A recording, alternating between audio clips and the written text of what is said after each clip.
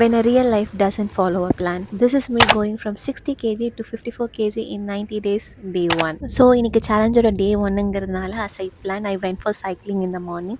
So cycling பண்ணிட்டு இருக்கும்போது நான் ஒரு அழகான ஒரு மரத்தை பார்த்தேன். அது பார்க்கவே ஒரு வாட்டர் ஃபால் மாதிரி இருந்தது. என் டவுனில் அவ்வளோ அழகான ஒரு மரத்தை நான் பார்த்ததே இல்லை.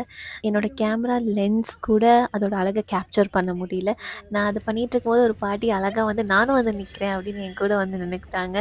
அந்த பூ வந்து எதுக்காக யூஸ் பண்ணுறோன்னு என்கிட்ட சொல்லிட்டு இருந்தாங்க. It was very cute and beautiful. சரி, நான் வீட்டுக்கு வந்து கான்டென்ட் ஷூட் பண்ணலான்னு ட்ரை பண்ணேன். பட் என்னன்னு தெரியல, it was not just happening. கொஞ்ச நேரம் கழிச்சு சுச்சுவேஷன் ஹேப்பன். என்னால் ஜிம்முக்கும் போக முடியல. அதனால ஒரு நெகட்டிவ் ஜோனுக்குள்ளே போக ஸ்டார்ட் பண்ணிட்டேன். ஏன்னா இப்போ தான் டே 1, என்னால் பிளான் பண்ண மாதிரி எதுவும் பண்ண முடியல. இன்னும் 90 டேஸ் இருக்குது. நான் இதை எப்படி பண்ண போகிறேன்னு நான் எல்லாத்தையும் மறந்துட்டு நான் என் பொண்ணு கூட விளையாட போயிட்டேன். அப்போ தான் எனக்கு ரியலைஸ் ஆச்சு, I'm a mom now. How can I expect my days to be this perfect and well planned? This is my life now. கொஞ்சம் chaotic, கொஞ்சம் unpredictable, but also really really beautiful. N husband அடிக்கடி சொல்வார், நீ ஒரு வேலை பண்ணும்போது ஒரு hindrance வந்துச்சுன்னா நீ கண்டிப்பாக கரெக்டான ரூட்டில் தான் போகிறேன்னு.